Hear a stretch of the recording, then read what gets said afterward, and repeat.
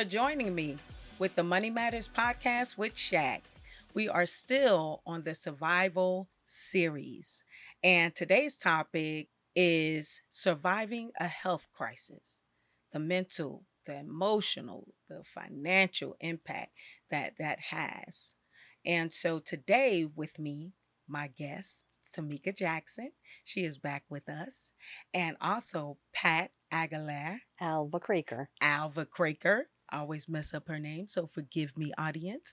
But I'm going to allow Pat to introduce herself so she can pronounce it right and teach me, okay? And also so that she can tell us what she does. All right. It's a pleasure to be here, Thank you Shaq. so much for coming. I love the energy that we have going in the room I already. love it. It's I going to be love a it. fun time, and Absolutely. we're here to inspire others, Yes. and especially women. I really And appreciate it. yes, definitely. So I come from 35 years of experience in the IT industry, Mm-hmm. from Lockheed Martin to, which is right here next door to us, and IBM. And during that time, Shaq, I found a gift of mentoring women. And I started mentoring women since really 1985 and have been doing that as part of a as part of a company service. Mm-hmm. And then also I hung my own shingle and have been doing coaching, specifically women engineers and women in IT, whether they're professionals or they're entrepreneurs. I just have a passion and enthusiasm for moving women forward, and I continue to do that as long as I'm here. My passion is moving women forward. Absolutely. And I appreciate that because I've attended some of your events and they're always very warm. There's always some great women in the room. Yeah. So thank you for always thinking of me and inviting me. Yeah, That's you're why I welcome. had to have you here today. Oh, well, Pay it thank you. forward, right? Yes. Okay. And Tamika?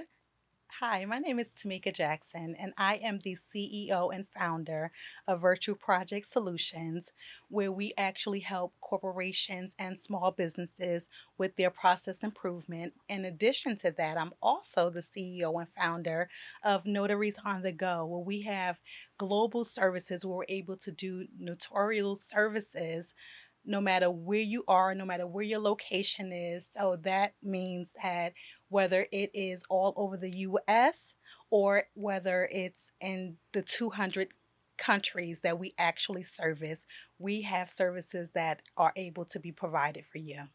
That is fantastic. Thank you so much, both of you ladies. So let's just jump right on in, right? Let's do So, it. my first question is, can you please share with us your health crisis and how it began? So in December of 2022, I went and had a mammogram done, and the mammogram was clear. I'm like, yes, another year. In January, I did a breast exam, which I have been doing Mm-hmm. for many years, and I always do it on the 5th, which is my birth date. Mm-hmm. And on January 5th, I found a lump. 3 weeks after my mammogram. Wow. Yeah, talking about scary. And so that began this immediate cycle of diagnosing, what are the next steps. And to be honest, this was my second occurrence of breast cancer.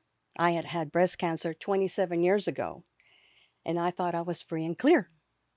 Even the surgeon that worked with me and on me said, I've never had anyone come to me after 27 years with breast cancer. You said, "Oh, so I'm special." Yeah. Wow. So I was afraid. I'm like, is this it? Again? Mm-hmm. And I had to really stop and think about what did I learn from the first experience that I would want to change this time. Mm-hmm. Um, and I've grown a lot in 27 years.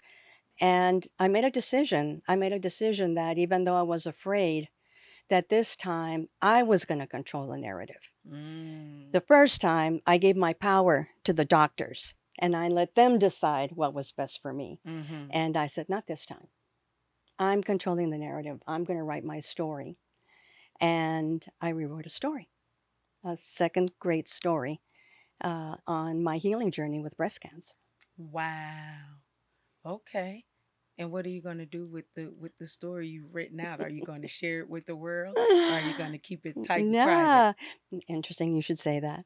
Um, in my journey, which was a year and a half, in fact, I had my last treatment in May, and I had Amazing. Congratulations. That's Yes, my yes, awesome. yes, yes, Yes. yes, yes. and I had my Yes. port removed, and this is the Oh, port and that's Oh, the that port. they wow. insert Love it. so they can give you your chemo sessions and all your Ah, immune therapy goes through here. Wow. And inspirational. I Yes. asked them, "Can I have it?" Mhm. Because this is my in my pocket when I need inspiration, when I think I can't make Mhm. it, when Right. I'm Mhm. really Mhm. down, I can do Mhm. it. You freaking did it.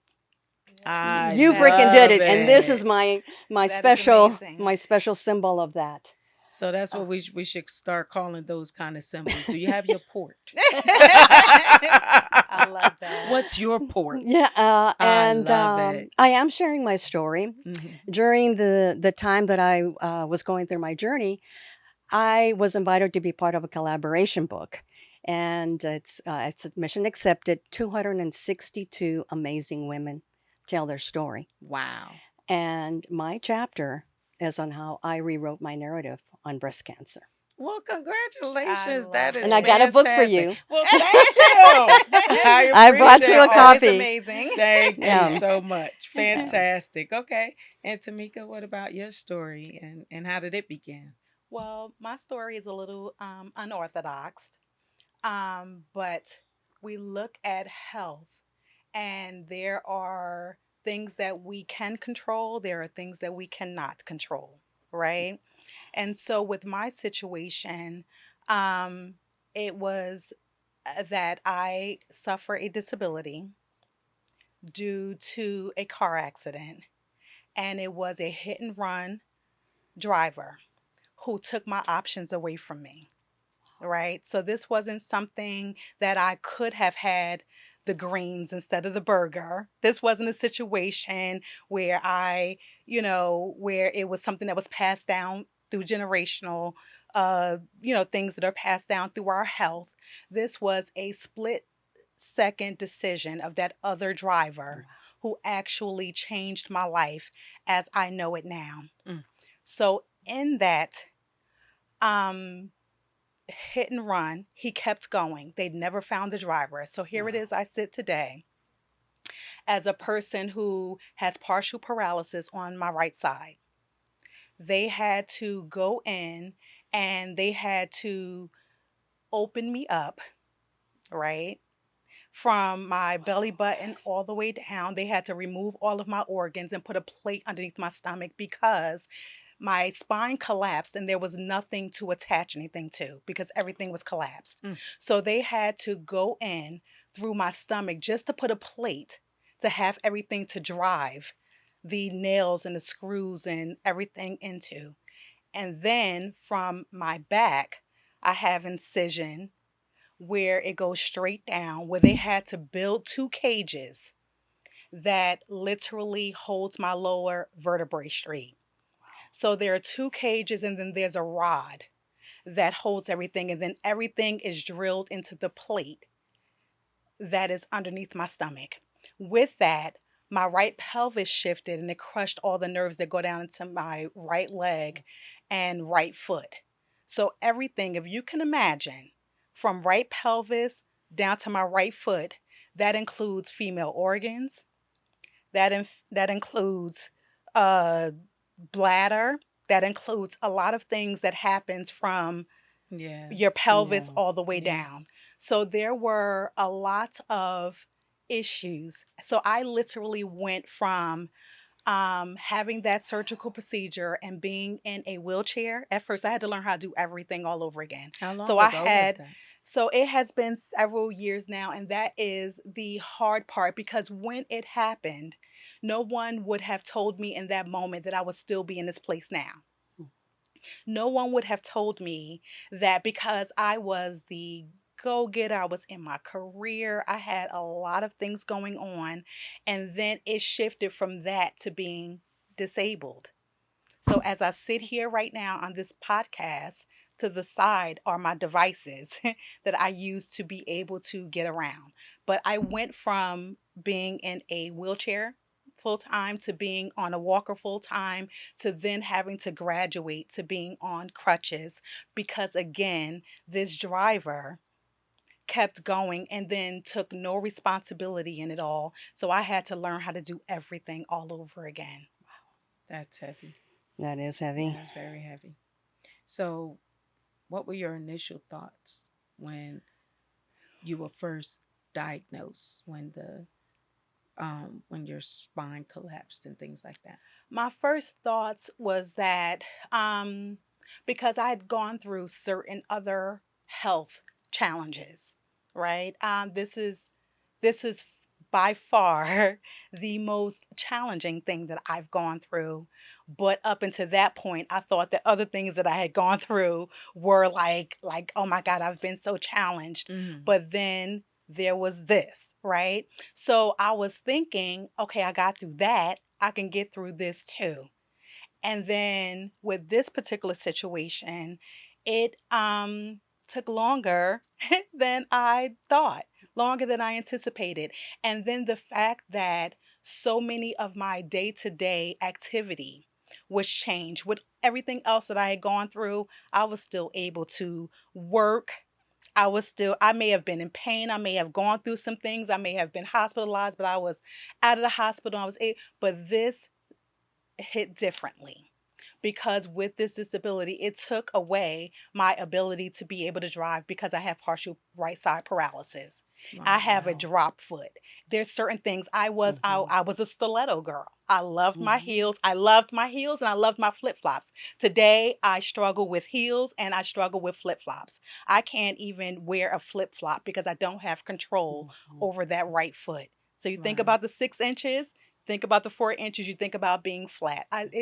It was life changing Yeah. in that aspect for me because all the things that I was used to doing in my life had completely changed. Wow. As Wow. being independent to having to then become dependent because I needed so much help. Yeah.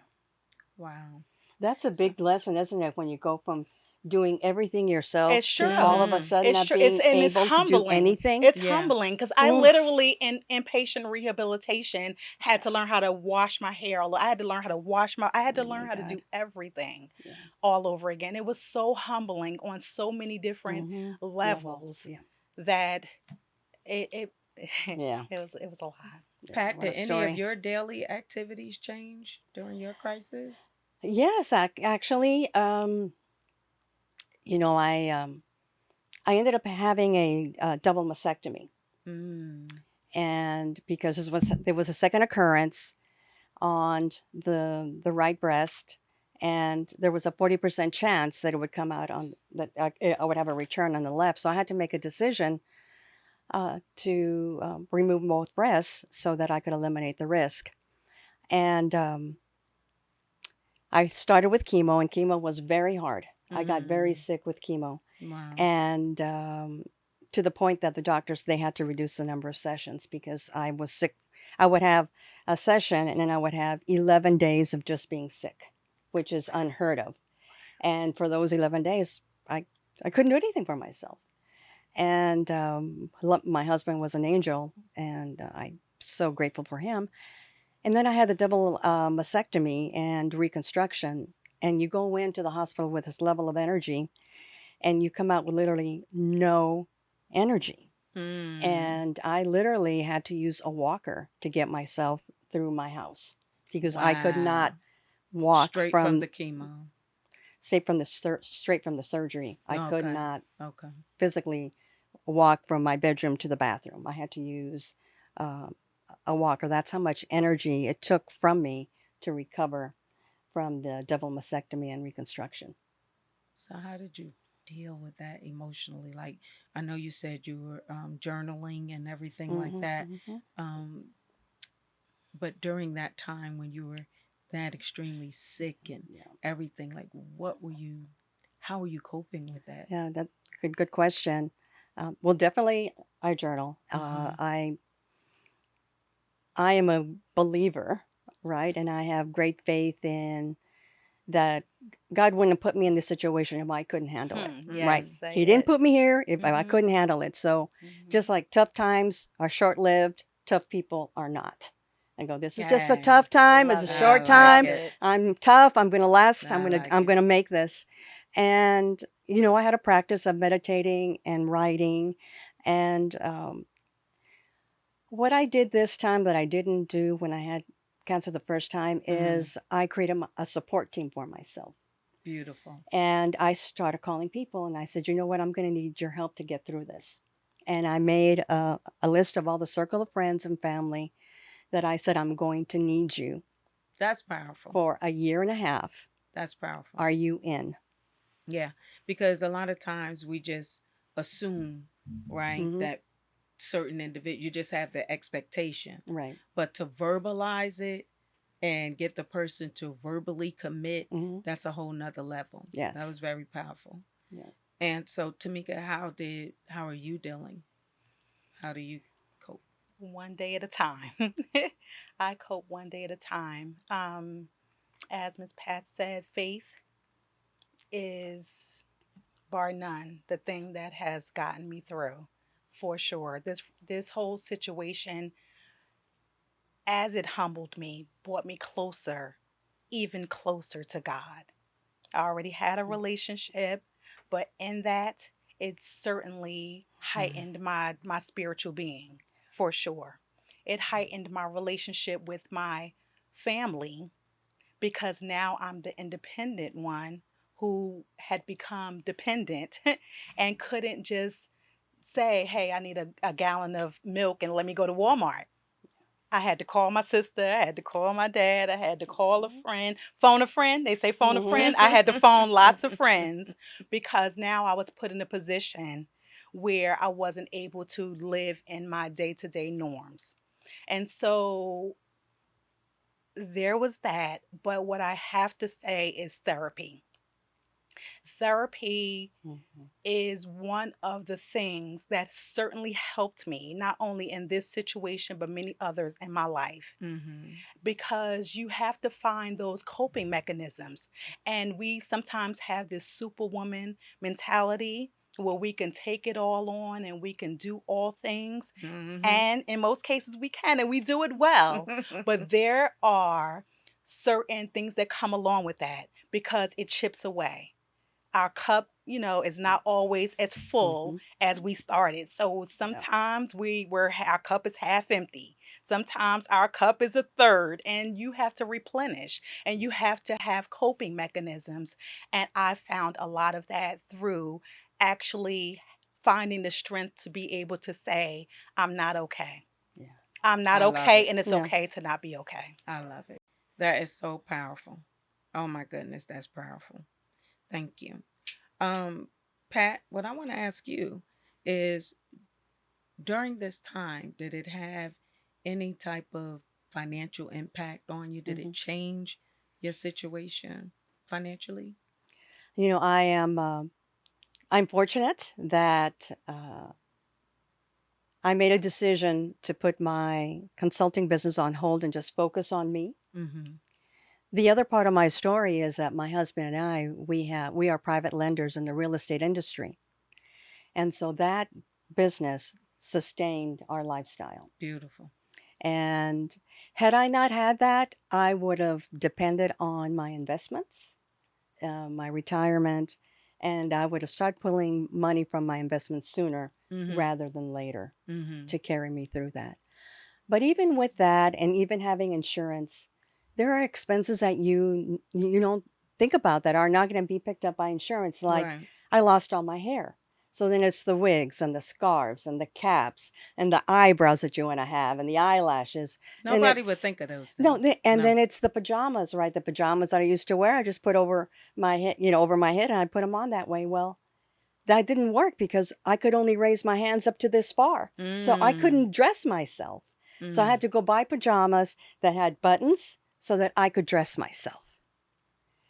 And I was Nobody in would ever pajamas. think Yes. about those ancillary things. And I was in pajamas for nearly a year. So I had to go buy multiple pairs of pajamas. And then your skin changes. And then you're putting lotion on your body consistently because the chemo does a number on your skin. So you have to really go out of your way to use the essential oils, the goat milk, nothing that doesn't have any toxins in it. And that's like year long, putting it more on your skin than you normally would just to have your skin bounce back. You just gave me a whole nother outlook and a whole nother topic to discuss with people when I'm talking about critical care Hmm. and things of that Yeah. nature, because I certainly have never thought about pulling that into the equation. Yeah. Thank you for that. Has it affected you financially? It certainly affected me financially because, again, hit and run, which means that the driver took no financial responsibility. Mm, So, with that came the surgeries.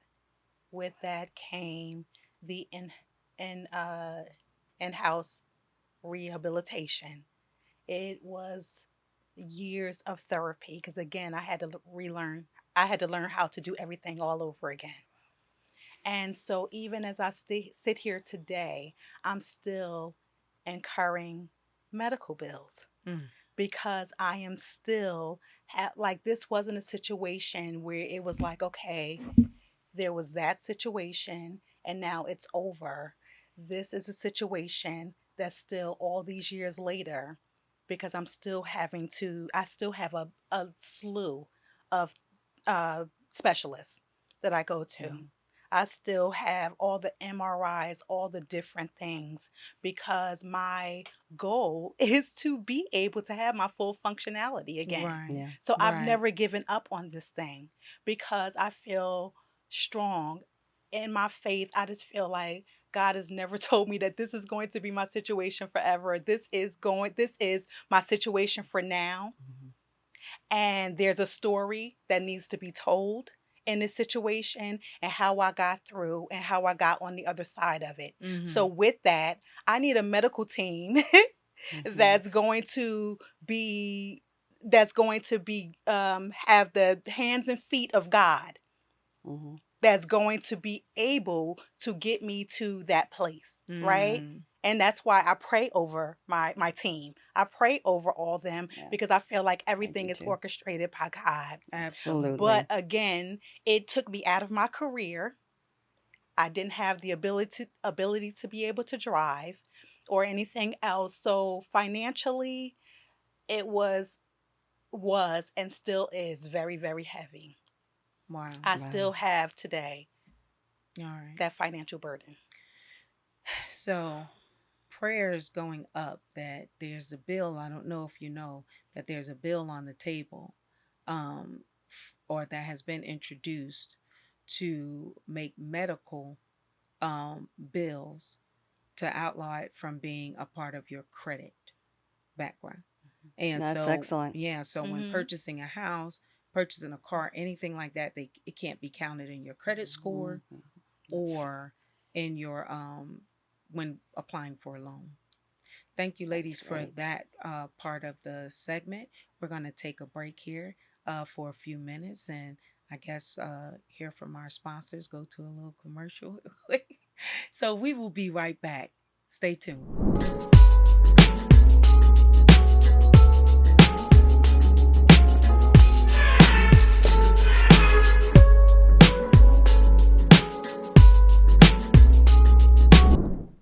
Welcome back to Money Matters with Shaq. We are picking up where we left off with Tamika and Pat sharing their powerful stories, and we're going to dive right back in. Um, how would you say, or no, better yet, what are some particular books or resources or anything that you could share with the audience that help you, through, whether it be helping you emotionally, whether it be helping you financially? What are some resources that you can share to make it easier for someone else? When I formed my support team, Mm-hmm.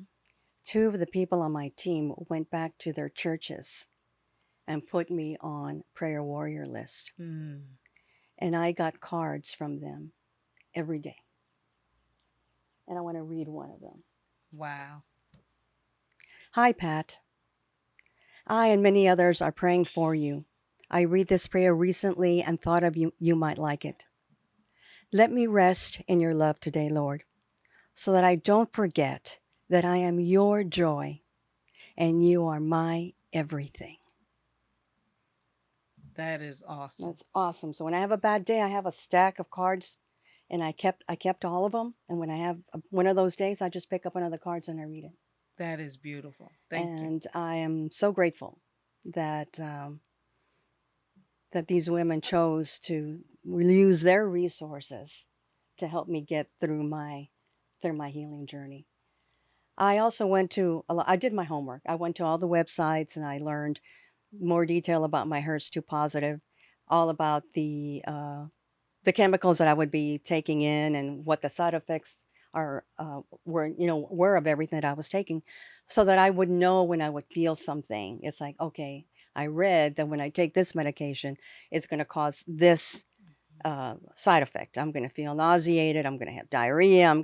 And so some of the things that would happen would not be a surprise. It's like, okay, I read about this. I know what to do. I know when to make the phone calls. I love it. And I got a cookbook, cancer healing cookbook. And so I used that cookbook to change my diet, bring in healthier foods, and So you learn how just to cook a became different way. active. You said I'm going to be informed. I am a researcher by nature, Love and it. I love to research. So of course I was always doing the homework and finding ways, and uh, because I chose to write my own narrative this time, and I would be empowered with knowledge and resources. So that's one of them. Yeah. Fantastic. What Mhm. resources did you use? So for me, I am a researcher by nature as well. We're both in project Hmm. management, Hmm. so that just comes naturally. But I certainly have to go back to the point I made earlier that it was biblical, for me in terms of that and building that relationship. In terms of an author, I would say that it was the book Purpose Driven Life Oh yeah, that's a good Mm, because book. I had love to that. believe that my story, what I was going through, what I didn't understand in that moment, right, had to be about something much bigger than me. So I was in search for this purpose and what is my role in it. So I would pray on that. What am I supposed to do with this? I'm in pain every day. I don't have my normal functionality. All of these things. What am I supposed to do with this? And so that sent me on a journey to just be able to dive deeper in myself and what my role is in that and purpose driven life, which is a 40-day journal. Mm, Um, I Right. that was what I did, Mm. right? Because I believe that you can't just sit and sulk. Like you're That's mad. right. I'm upset. That Yeah. driver, he kept going. He's changed my life forever. He's done all these things. Okay, so now what? Right? I have to figure out what the next chapters are. And I have to figure out where I am going from here moving forward. So I had to take my power back because he took my ability to be able to drive. He took my ability to be able to, at that time, be in my career and all of these things. But what he couldn't steal was my joy. And I found my joy in just being able to figure out what my purpose is in this moment. so what have you That's learned awesome. about yourself So, what I since have this? learned about myself is certainly that, again, this is so much bigger than me. And so that's why I tell the story because some people don't realize that the bad decision you're making in this moment, Mm, because again, affects hit and other run. I people. don't know if that driver was in a stolen car. I don't know if he may have been intoxicated, maybe uninsured. Mhm. I don't know what his story was in that. But I share my story because I need other people to realize what that bad decision that you made on that you can make on that day, to just be afraid of whatever situation you may have caused in that moment. Mm-hmm. This is what the face of that looks like on the other side of Yeah. it. And Yeah. that Mm-hmm. accountability is key in Mm-hmm. that. Mm-hmm. Accountability is key, and that you need to stand up and just be accountable in that moment, because this has been years of a person who didn't deserve what I've gone through. But here it is, my message. My message is going to come through, and my message is going to touch others. And hopefully, it will just give someone else, when they're in a bad situation, to maybe just think twice Mm. Yeah. about not doing the right thing. Yeah. Do the right thing. Do the That's right my thing. message. Do Yeah. the right thing. Love it. Wow. Wow. Pat, what That's have you heavy. learned about yourself? First of all, that I'm resilient. Yes. That I'm resilient. And I learned that God's not done with me. Say Like it. He's not done with me. There's something else in my lifetime, for whatever many years I have, that He wants me to do. Hmm. And so I am ready. I'm ready to shift.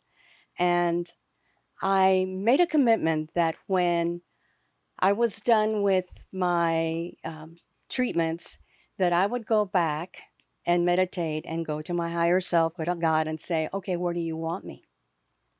Where do you want me? I'm not going back to where I was, Hmm. because I don't think you want me there. Mm-hmm. And in my meditation and also in my automatic writing, it came back, you're going to be surprised at what I'm going to ask you to do. Wow.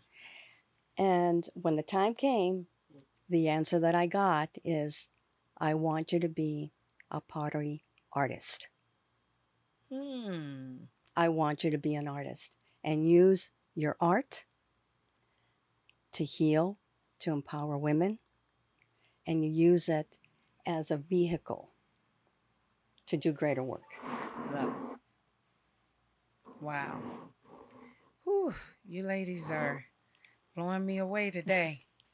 So, what message would you like to share? What do you want someone else going through to know? I want them to know that you control the narrative. You are responsible for the story that happens because of whatever tragedy, whatever health crisis you have. And you get to write the happy ending. You get to write how it unfolds. You get to write who you draw into your life. You get to write how you use that crisis to make you a better person and impact the world. You have the power to write your narrative on what just happened. Beautiful. What would you like to share with them, with our audience? I certainly agree with everything that you said. And I not only agree with everything you said, but it's just the fact that you are stronger than you think you are, Mm. Mhm. right? Because again, right side paralysis, right side being my dominant side, right? So not only having to learn how to do everything all over again, but having to lose the dominant side, right? So you have the power to change your situation and not let it just completely take over, Yes. take over you. Yeah. You have that power to be able to, it's because it's here. It's in your mindset. It's that one thing that my dad always said is never give up, Mm-hmm. right? Mhm. And that's what I didn't do, because that was again another thing that he wasn't able to have power over. So it's about what you do with your situation. It's about how you handle your situation, because you're dealt bad cards, right? We don't have control over that, but it's what you do with the cards that you're Mhm. dealt with. Yeah. And that is the thing that I certainly encourage you to do.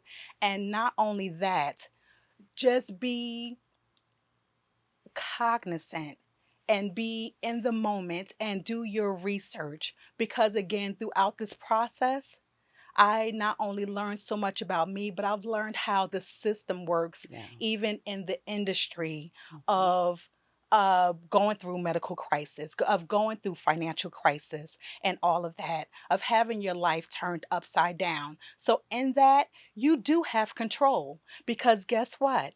What I did have, I wasn't able to drive, but what I did have is time to look at these medical bills. And what I learned is Hmm. that they charged me for a lot of things. They charged me for things that had never been done, doctors I had never seen. Wow. Yeah.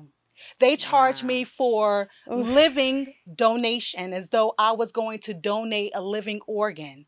I that was not my that how does that fit with my spine collapsing? Like that was not, and so there were thousands and thousands and thousands while I'm going through all of this financial crisis. What I learned is that the medical system is not necessarily set up. It's with the coding and the billing and all Mhm. those things. And you need to comb through it, Mm, take the Mhm. time, mm. and actually look at what you're being billed for and who Yeah. they're saying that you saw and who treated you and all these things because it saved me thousands. Yeah. So you I basically implore did you to do medical that. I Yeah. did forensics. Yeah. medical forensic My because what I'm God. not going to do Right, is Girl. right. let you Woo. determine my pockets, Mhm. right? Or Yeah. Wow. you be in control over what is already a bad situation because the driver should have been the Responsible financial for Yeah. that. right Yep. person that Right. was responsible, but now I'm in a bad situation and the medical system is making it worse because y'all are charging me for things Oh, that I didn't even do, that wow. wasn't even a part of my medical care. So you Yeah. hear that, people? We have to make sure that we're looking at these bills.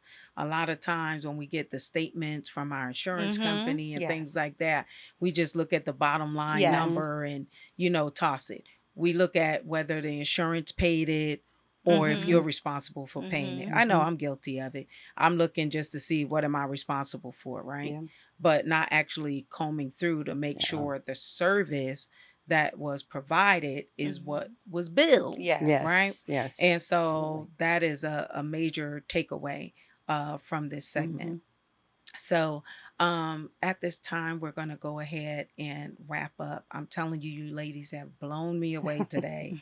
You have my heart over here, beating a little faster, my stomach feeling a little like, wow, I'm just blown away over here. And I know that took a lot of Mm-hmm. vulnerability to share your story. And I am just glad that you all Thank you. trusted me with it and blessed me with it Thank you. today and blessed our audience with it today. So I can't thank you enough. You are You're welcome. welcome. And I want My to thank all pleasure. of you for tuning in to Money Matters with Shaq. And to continue on our journey, on our survival journey, our next segment is going to cover surviving incarceration. So tune in for that. Thank you.